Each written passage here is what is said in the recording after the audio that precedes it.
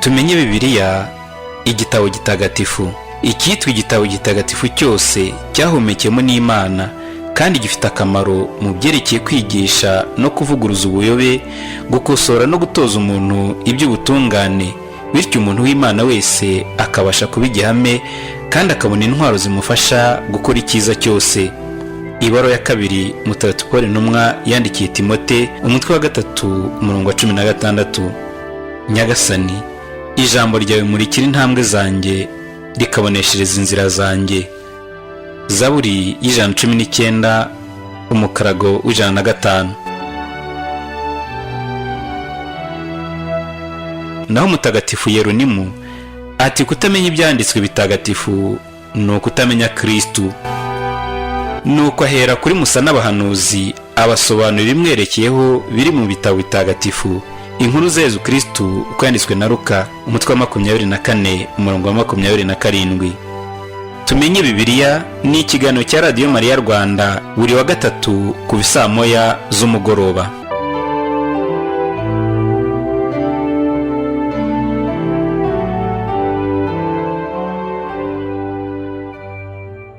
Nshuti bakunzi ba Radio Maria Rwanda, Kristu Yezu akuzwe. Tugeze muri wa mwanya tubagezeho ikiganiro tumenye Bibiliya. Tujye kubagezaho ibisobanuro ku butumwa bukubiye mu gitabo cy'ibyahishuriwe Yohana Intumwa.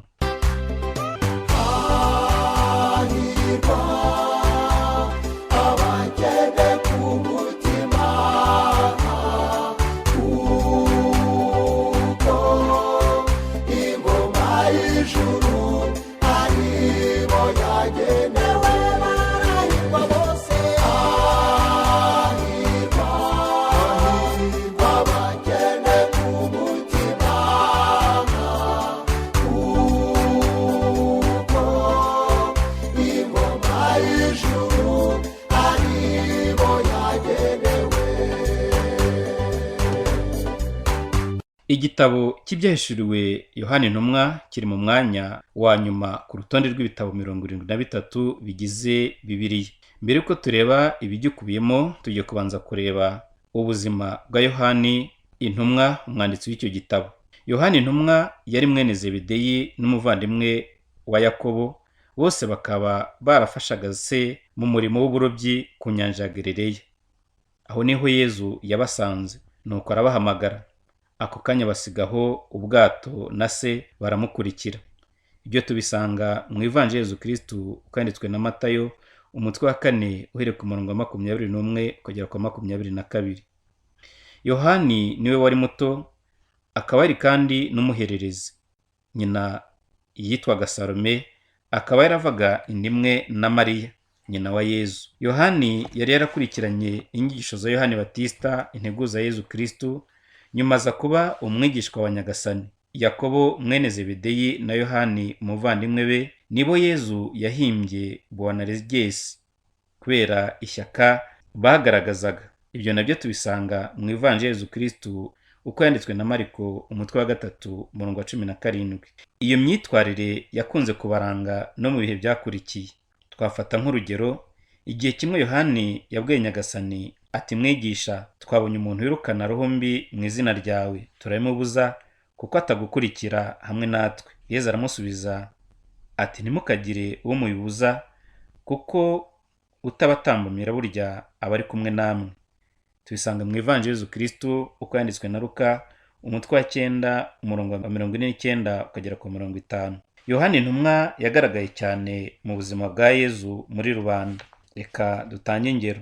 Petero na Yakobo na Yohani nibo bonyine baherekeje Yezu igihe amutabaje ajya kuzura umukobwa w'umutware w'isengero. Nabyo tubisanga mu Ivanjili Yezu Kristu uko yanditswe na Mariko, umutwe wa 5 umurongo wa 35 kugera ku 43. Petero, Yakobo na Yohani babonye agahinda n'ishavu bya Yezu i Getsimani kuko bari kumwe nawe bitaruye izindi ntumwa. Nkuko tubisanga mu Ivanjili Yezu Kristu kanditswe na Matayo, umutwe wa 26 umurongo wa 36 kugera ku 40. Inkuru nziza itubwira ko Yohani yari iruhande rwa Yezu mu gihe cy'isangira rya nyuma. Nuko amaze kubwira aba 12 ko umwe muri bo yari agiye kumugambanira, ngo abigishwa be batangira kurebana bibaza uwo ashaka kuvuga. Nuko umwe mu bigishwa uwo Yezu yakundaga, uwo ni Yohani, akabegamiye Yezu mu gituza. Simoni Petero, umutware w'intumwa, amwicira ijisho aramubwira ati, mubaze uwo avuga uwo ari we. Wa mwigishwa uko yakegamye mu gituza cya Yezu aramubwira ati, Nyagasani, uvuze ninde? Yezu aramubwira ati, nuwo ngiye gukoreza umugati nkawumuha. Nuko akoza ikimanyu cy'umugati agihereza Yuda mwene Simoni Isikariyote. Tubisanga mu Ivanjili Yezu Kristu kwanditswe na Yohani, umutwe wa 13 guhera ku murongo wa 21 ukagera kwa 26. Yohani yakomeje kwinjira mu bubabare bwa Nyagasani Yezu yakundaga, nawe akamukunda ku buryo yari iruhande rw'umusaraba. Umwanditsi w'Ivanjili nabyo arabyandika ngo nuko Yezu abonye nyina ahagararanye na wa mwigishwa yakundaga, abwira nyina ati, mubyeyi, dore umwana wawe. Abwira na wa mwigishwa ati, dore nyoko. Guhera icyo gihe uwo mwigishwa amujyana iwe. Dusanga mu Ivanjili ya Yohani, umutwe wa 19 uhereye ku murongo wa 19 ukagera kwa 27. Mu gitondo cya Pasika, Yohani yajyanye na Petero ku mva ya Yezu, basanga yazutse. Maze Yohani arinjira aritegereza, maze aremera. Ivanjili Yezu Kristu kanditswe na Yohani, umutwe wa 21 umurongo wa 1 kugera ku wa 8. Mu bihe byakurikiye, Yohani yari mu babonekerwaga na Nyagasani Yezu imbere y'uko azamurwa mu ijuru bamureba. Tubisanga mu gitabo cy'Ibyakozwe n'Intumwa, umutwe wa 9. Nyuma ya Pentekosti, Petero na Yohani bitangiye kogeza inkuru nziza. Bombi barabitoterejwe, barafungwa, barakubitwa, ariko ntibatezuka ku kwemera, kuko bagombaga kumvira Imana kuruta abantu, nk'uko babyivugira mu gitabo cy'Ibyakozwe n'Intumwa, umutwe wa 5 umurongo wa 29. Uruhererekane rw'amateka rwemeza ko Yohani intumwa yarangije ubuzima bwe bwo ku isi muri Efezi ku ngoma y'umwami w'Abaromani Tarajani, wategetse hagati ya 98 n'117 nyuma y'ivuka rya Yezu Kristo. Iyo ntumwa y'Imana tuyikesha inyandiko 5 dusanga mu Isezerano Rishya, harimo inkuru nziza, amabaruwa 3 n'igitabo cy'Ibyahishuwe. Tugiye gutangira rero gusesengura ubutumwa bukubiye mu gitabo cy'Ibyahishuwe tugamije ibintu 3 by'ingenzi.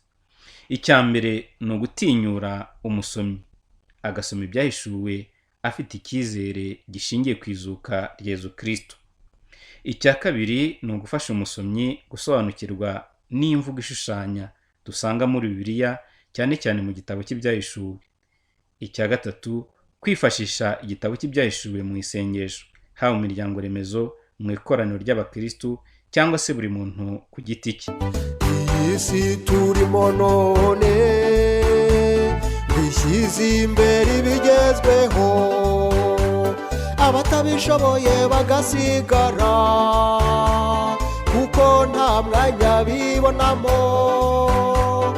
Ariko ingoma ya Kristu yakira binamenyekana, bahihibikanywa n'umukiro wo kuri roho no ku mubiri. Barahirwa bose, mahirwa abagende ku mutima, kuko ingoma y'ijuru aribo yagenewe. Barahirwa bose, abagende ku mutima, kuko ingoma y'ijuru aribo yagenewe. Igitabo cy'Ibyahishuwe Yohani intumwa nicyo gitabo giheruka ku rutonde rw'ibitabo 73 bigize Bibiliya ntagatifu nk'uko nabibabwiye. Icyo gitabo ni igitabo cy'amizero cyandikiye abakristu ba mbere, kibahumuriza igihe batotezwaga bikaze, ku buryo bamwe bari batangiye kwiheba bibaza niba uwo bahamyaga yari yarazutse koko akaba yari muzima. Ni ngombwa gusomana iki gitabo ubwitonzi. Ibikubiye mu gitabo cy'ibyahishuwe ukabyitondera, ukitondera imvugo ijimije y'umwanditsi n'imvugo shusho yacyo, ndetse n'ibigereranyo n'ibimenyetso bifite icyo bisobanura by'umwihariko. No mu nyandiko zisanzwe ntiwapfa kuzumva iyo zizimiza. Urugero, nk'iyo usomye umusizi ntapfa kumva ibyo avuze. Ariko no mu Rwanda dusanga nk'indyoheshabirayi ya Musenyeri Alexis Kagame, isaha rusabuzi ya Gasimba François Xavier, imivugo, ibisigo, amahamba n'ibindi bizimiza ku buryo byumvwa n'uwabyitoje. Mu nyandiko z'ibyahishuwe abanditsi bakunda gukoresha imvugo ishushanya bifashishije amabara, imibare, ibice bigize umubiri w'umuntu cyangwa w'ibisimba. Ubusanzwe rero ijambo ibyahishuwe mu Kigereki risobanura ibyerekanywe, ibigiye ahagaragara bikava mu bwiru. Ibyahishuwe bitwumvisha ko Imana yagiye itwiyereka buhoro buhoro. Umwanditsi wari wandikiwe Abaheburayi aragira ati, Imana imaze kubwira abasokuruza bacu kenshi no ku buryo bwinshi ikoresheje abahanuzi, natwe muri iyi minsi turimo ari nayo y'imperuka yatubwirije umwana wayo, ari we yageneye kwegurirwa byose, akaba ari nawe yabiremesheje byose iyo biva bikagera. Tubisanga mu ibaruwa yandikiye Abaheburayi umutwe wa 1 umurongo wa 1 ukagera ku wa 2. Bene izo nyandiko zihishura amabanga ahanitse y'Imana zadutse hagati y'imyaka 200 mbere ya Yezu Kristo n'imyaka 200 nyuma ya Yezu Kristo. Twatanga urugero rw'inzozi za Daniyeli n'igisobanuro cyazo nk'uko tubisanga mu gitabo cya Daniyeli umutwe wa 7 kugera ku wa 12. Yezu nawe yarayikoresheje igihe ahanura ko ingoro izasenywa nk'uko tubisanga mu Ivanjili Yezu Kristo uko yanditswe na Matayo umutwe wa 24 uhereye ku murongo wa 1 ukagera ku 44, n'igitabo cy'ibyahishuwe Yohani by'umwihariko. Dutandukanye ubuhanuzi n'ibyahishuwe. Umuhanuzi ni umuntu watowe n'Imana agahabwa ubutumwa bwo kubwira umuryango wayo no kuhamagarira guhinduka ngo ukore ugushaka kwayo. Aha twafata ingero. Igihe Uhoraho avuganye na Musa mu gihugu cya Misiri, yaramubwiye ati, Nduhoraho ugeze kuri Farawo umwami wa Misiri ibyo nkubwira byose. Tubisanga mu gitabo cy'imuka Misiri umutwe wa 6 uhereye ku murongo wa 28 kugera ku 29. Ahandi Uhoraho yatoye Yeremiya, ariko kuko yabanje gushidikanya aramubwira ati, bivuga ngo ndacyari muto, kuko aho nkohereza hose uzajyayo, kandi n'ibyo ngutuma byose ukazabivuga. Ntugire umuntu utinya, humura turi kumwe ndagutabara. Uwo ni Uhoraho ubivuze. Igitabo cy'umuhanuzi Yeremiya umutwe wa 1 umurongo wa 7 kugera ku wa 8. Yohani Batista mu gutangira kwigisha yigisha abantu ko bagomba kwisubiraho bakabatizwa kugira ngo bagirirwe imbabazi z'ibyaha byabo. Ivanjili Yezu Kristo kanditswe na Luka umutwe wa 3 umurongo wa 3. Aha hose biragaragara ko umuhanuzi aba afite ubutumwa abwira umuryango atumweho mu gihe cyagenwe. Naho umwanditsi w'igitabo cy'ibyahishuwe aha ibiriho igisobanuro giturutse ku Mana, kandi agatanga amizero ahereye ku byo yeretswe cyangwa se yahishuriwe n'ibyo yumvise. Ahangaha naho twatanga ingero nk'umuhanuzi Ezekiyeli, igihe umuryango w'Imana wari mu bunyago yeretswe amagufa yumiranye yashushanyaga umuryango wa Isiraheli wari warataye Uhoraho. Kuba amagufa yarongeye kuba mazima bisobanurwa n'aya magambo ngo, dore uko Nyagasani Uhoraho ababwiye, ngiye kubashyiramo umwuka maze mwongere mubeho, ngiye kubateraho imitsi mbashyireho inyama, mboroseho uruhu mbashyiremo umwuka maze mubeho, bityo muzamenye ko ndi Uhoraho. Tubisanga mu gitabo cy'umuhanuzi Ezekiyeli umutwe wa 37 uhereye ku murongo wa 1 ukagera ku wa 14. Dufashe urugero rw'undi muhanuzi nka Daniyeli, yaboneye mu nzozi ibikoko 4 bidasanzwe. Yakomeje kwitegereza, abona ko buri gikoko nubwo cyabaga giteye ubwoba kitarambaga ku isi. Ibyo bikoko byashushanyaga abami bihangange bagiye bigarurira akarere ko muri Aziya nto, ari nako barushanwa kugira nabi abahatuye n'umuryango w'Uhoraho urimo. Asoza yerekana ko umwana w'umuntu ari we weguriwe ingoma izahoraho iteka. Mu Isezerano Rishya naho tuba Yohani Mutagatifu yajyanywe buroho maze yerekwa Kiliziya mu bitotezo. nawe asoza yerekana itsindwa ry'abagizi ba nabi n'igororwa ry'abakomeye ku kwemera Yezu Kristo wapfuye akazuka. Hari aho agira ati, hanyuma arambwira ati amagambo y'ubuhanuzi uri muri iki gitabo ntuyagire ibanga, kuko igihe cyayo cyegereje. Umugiranabi nakomeze agire nabi, n'uwanduye akomeze abe mu bwandure, ariko n'intungane nikomeze ikore neza, umutagatifu akomeze yitagatifuze. Dore ngiye kuza bidatinze, kandi nje mfite ibihembo nateganyije kugira ngo ngororere buri muntu nkurikije ibikorwa bye. Iryo Arufa na Omega, w'ibanze n'imperuka, intangiriro n'iherezo. Hahirwa abamesa amakanzu yabo kugira ngo bagire uburenganzira ku giti cy'ubugingo, kandi ngo binjire mu murwa banyuze mu marembo yawo. Kuko abimbwa n'abarozi n'amahabara n'abicanyi n'abasenga ibigirwamana n'umuntu wese ukunda ibinyoma kandi akabikoresha, abo bazahera hanze. Tubisanga mu mutwe wa nyuma w'igitabo cy'ibyahishuwe, ni ukuvuga umutwe wa 22 uhereye ku murongo wa 10 ukagera ku wa 15. abakene ku mutima mvuga si bamwe babuze icyo kurya gusa, ahubwo na bamwe bakize bakungahajwe n'iby'iyi si, bakeneye umukiro w'ijuru ngo bagire amahoro yuzuye.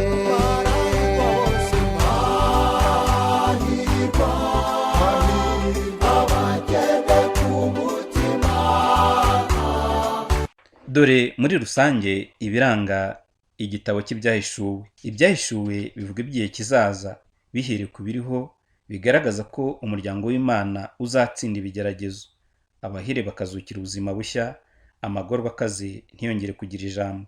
Dusubiye inyuma, Daniyeli yavuze iherezo ry'indunduro y'itotezwa ry'Abayahudi muri aya magambo. Icyo gihe Mikayeli, umutware mukuru urenganura abana b'umuryango wawe, azahaguruka. Icyo gihe kandi umuryango wawe uzarokoka, mbese abanditswe mu gitabo cy'ubugingo bose.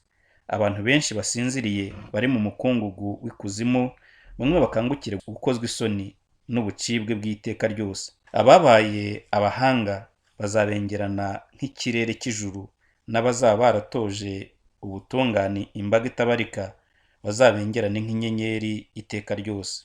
Tubisanga mu gitabo cya Daniyeli umutwe wa 12 uhereye ku murongo wa 1 ukagera ku wa 3. Yohani Mutagatifu ahamya ko abatoterezwa ukwemera ndetse bakaguhorwa bazaronka ubugingo. Asubira mu magambo y'uwazutse atahirwa abamesa amakanzu yabo kugira ngo bagire uburenganzira ku giti cy'ubugingo, kandi ngo binjire mu murwa banyuze mu marembo yawo. Kuko abimbwa n'abarozi n'amahabara n'abicanyi n'abasenga ibigirwamana n'umuntu wese ukunda ibinyoma kandi akabikoresha, abo bazahera hanze. Tubisanga mu gitabo cy'ibyahishuwe mu mutwe wa 22 nk'uko nari maze kubibabwira. No mu mutwe w'igitabo cy'ibyahishuwe umutwe wa 7 umurongo wa 9 kugera ku wa 17, naho twahasoma ngo nyuma y'ibyo mbona imbaga nyamwinshi y'abantu umuntu atashoboraga kubarura, iturutse mu mahanga yose, mu miryango yose, mu bihugu byose no mu ndimi zose. Bari bahagaze imbere y'intebe y'ubwami n'imbere ya Ntama, bambaye amakanzu yererana kandi bafashe imikindo mu ntoki, bakavuga mu ijwi riranguruye bati, ubucunguzi n'ubw'Imana yacu yicaye ku ntebe y'ubwami bukaba n'ubwa Ntama. Nuko abamarayika bose bari bakikije intebe y'ubwami hamwe n'ababakambwe na bya binyamuzima 4 bagabubitse uruhanga ku butaka imbere y'intebe y'ubwami, maze basenga Imana bavuga bati, Amena. Ibisingizo, ikuzo, ubuhanga, ishimwe, icyubahiro, imbaraga n'ububasha n'iby'Imana yacu kwibizahora bisimburana iteka. Amen.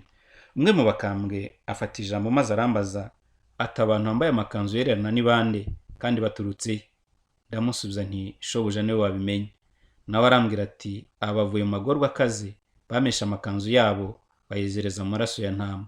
Niyo mpamvu bahagaze imbere y'intebe y'ubwami y'Imana bakayiha icyubahiro amanywa n'ijoro mu ngoro yayo, maze uwicaye ku ntebe y'ubwami akazabugamisha mu ihema rye. Ntibazasonza ukundi, kandi ntihazagira inyota ukundi, ndetse n'izuba n'icyorezo cyaryo ntibizabageraho ukundi, kuko Ntama ari rwagati y'ubwami, azababera umushumba akazabashora ku mariba y'amazi y'ubugingo, nuko Imana ikazahanagura icyitwa amarira cyose ku maso yabo. Inyandiko z'ibyahishuwe kandi zikoresha ubwiru, imvugo ibijimije ku buryo yumvwa na bake babyitoje cyangwa se abo bireba, abandi bakazaba basobanukirwa. Nibyo Yohani avuga ati ufite amatwi arumve icyo Roho abwira za kiliziya.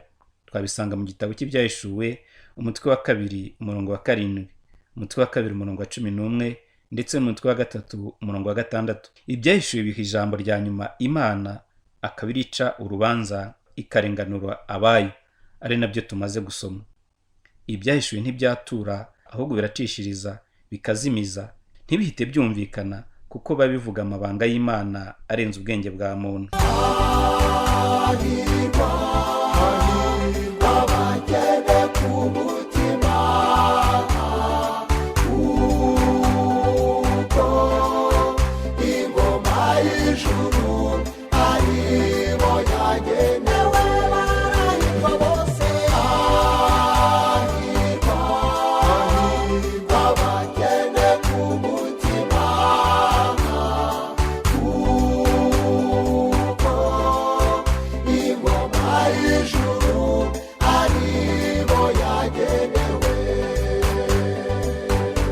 Nshuti bakunzi ba Radio Mariya Rwanda, muduteze amatwi muri iki kiganiro tumye Bibiliya, none reka dutangire igitabo cy'ibyahishuwe Yohani Intumwa. Icyo gitabo ni nk'urwandiko rwa gishumba Yohani Intumwa yandikiye abakristu igihe batotezwaga cyane cyane ku ngoma y'umwami w'Abaromani Kayizari Neroni hagati y'umwaka 64 na 68 no ku ngoma ya Domisiyani hagati y'umwaka 81 na 96.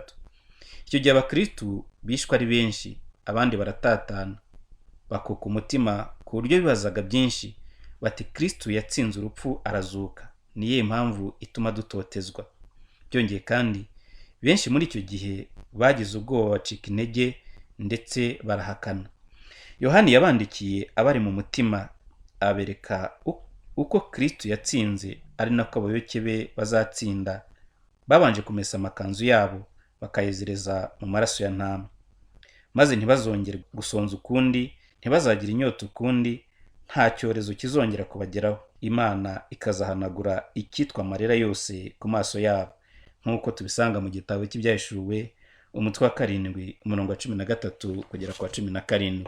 Abo bantu bari mu magorwa akabije basezeranyijwe ihirwe Yohani Mutagatifu yebagejejeho mu ngingo 7 z'interahirwe.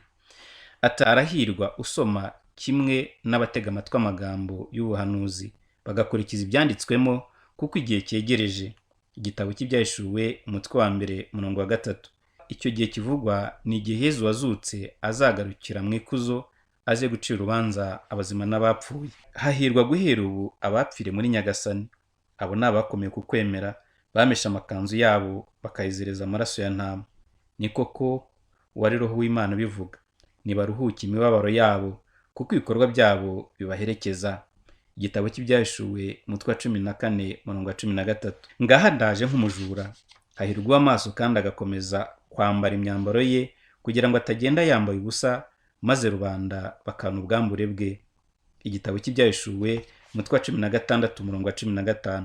Aho Yohana arekana ko ari ngombwa gukomera ku kwemera, kuko wagutaye rubanda baramusekera, bakamutaramana, bakamushimanira inzara, nibyo agereranya no kurangwa n'ubwambure butera isoni. Hahirwa abatumiwe mu bukwe bwa ntama. Igitabo cy'ibyahishuwe umutwe wa 19 umurongo wa 9. Abazagira uruhare ku izuka rya mbere, abo barahirwa kandi n'abatagatifu. Urupfu rwa kabiri ntiruteze kubagiraho ububasha, ahubwo bazaba abaherezabitambo b'Imana n'abakristu, kandi bazima ingoma hamwe nawe imyaka 1000. Igitabo cy'ibyahishuwe umutwe wa 20 umurongo wa 6. Ngaha rondaje bidatinze, hahirwa abakurikiza amagambo y'ubuhanuzi buri muri iki gitabo. Igitabo cy'ibyahishuwe umutwe wa 22 umurongo wa 7. Hahirwa abamesa amakanzu yabo kugira ngo bagire uburenganzira ku giti cy'ubugingo, kandi ngo binjire mu rwa banyuze mu marembo yabo. Igitabo cy'ibyahishuwe umutwe wa 22 umurongo wa 14. Turebye izi nterahirwe mu mvugo ya Bibiliya, umubare 7 usobanura ubusendere, ibyuzuye, ku buryo nta kiburaho. bityo ingabire za Roho Mutagatifu zikaba ari 7, amasakaramentu akaba ari 7. Yohani rero yandikiye na kiliziya 7, interahirwe mu byahishuwe zikaba ari 7. No kuvuga ko muri ziriya nterahirwe Yohana atumenyesha ko kwakira inkuru nziza no kwikomeraho bigeza ku mahirwe nyakuri asendereye aturuka ku mayobera y'izuka rya Nyagasani Yezu. Gukurikira Yezu bitanga ihirwe nubwo ibigeragezo n'ibitotezo bitabuze, uretse ko atari byo bifite ijambo rya nyuma. Ni ngombwa kunyura mu rupfu kugira ngo ugire ubugingo. Abatumiwe na Ntama rero barahirwa, kandi ayo magambo n'ay'Imana ubwayo, nk'uko Yohana bivuga mu gitabo cy'ibyahishuwe umutwe wa 19 umurongo wa 9. Usomye izi nterahirwe uhita ubona ko igitabo cy'ibyahishuwe ari inkuru nziza, kuko nyine harimo amahirwe, harimo n'ibyo twabona kugira ngo duhirwe. Ntabwo ari igitabo gitera ubwoba, ni igitabo cy'amizero.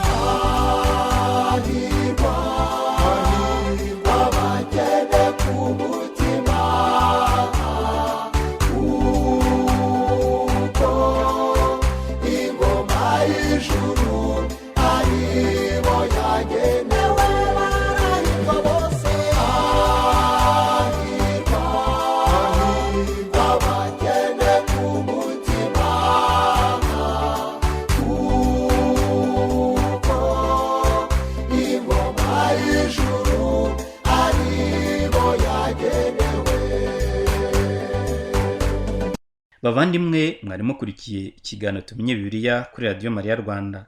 Mbere yo gusoza, tubanze dufate umugambi. Tujye twirinda gusoma inyandiko z'ibyahishuwe no kuzisobanura uko tuzumva, ndetse duhera ku nyandiko gusa. Umwanditsi aba afite ubutumwa yashakaga kubwira abo mu gihe cye, by'umwihariko bukagira natwe icyo butubwira mu gihe turimo. Ibyo twaganiraho uyu munsi biratwumvisha ko tutagomba kugamburuzwa n'ibitotezo n'ibigeragezo, dore ko bitabura ku muhamya wa Kristo. Birongera kutwumvisha ko tugomba kwegera abavandimwe bababaye, bashavuye, batereranywe, tukababwira ijambo ribahumuriza aho kubaseka no kubasekera. Abo nibo tugomba kwereka Gorogota Kristo yatereye, tukabereka umusaraba yabambweho, ariko tukamubereka by'umwihariko yazutse ari muzima, agira ati, dore ngiye kuza bidatinze, kandi mfite ibihembo nateganyirije kugira ngo ngororere buri muntu nkurikije ibikorwa bye, nk'uko tubisanga mu gitabo cy'ibyahishuwe umutwe wa 22 umurongo wa 12. Inshuti bakunzi ba Radio Mariya Rwanda, reka dusubikire ahangaha ikiganiro cyacu. Tuzagisubukura ubutaha dukomeza tureba ibikubiye mu gitabo cy'ibyahishuwe Yohani Ntumwa. Mukomeze kunogerwa na gahunda za Radio Mariya Rwanda. Mbifurije amahoro ya Yezu Kristo. Tumenye Bibiliya, igitabo gitagatifu. Icyitwa igitabo gitagatifu cyose cyahumekemo n'Imana, kandi gifite akamaro mu byerekeye kwigisha no kuvuguruza ubuyobe, gukosora no gutoza umuntu iby'ubutungane, bityo umuntu w'Imana wese akabasha kuba igihame kandi akabona intwaro zimufasha gukora icyiza cyose. Ibaruwa ya 2 Mutagatifu Paul Intumwa yandikiye Timote umutwe wa 3 umurongo wa 16. Nyagasani, ijambo ryawe murikira intambwe zanjye, rikaboneshereza inzira zanjye. Zaburi y'ijana 19 umukarago w'ijana 5. Naho Mutagatifu Yeronimu ati, kutamenya ibyanditswe bitagatifu ni ukutamenya Kristo. Nuko ahera kuri Musa n'abahanuzi abasobanurira ibimwerekeyeho biri mu bitabo bitagatifu, inkuru za Yezu Kristo uko yanditswe na Luka umutwe wa 24 umurongo wa 27. Tumenye Bibiliya ni ikiganiro cya Radio Mariya Rwanda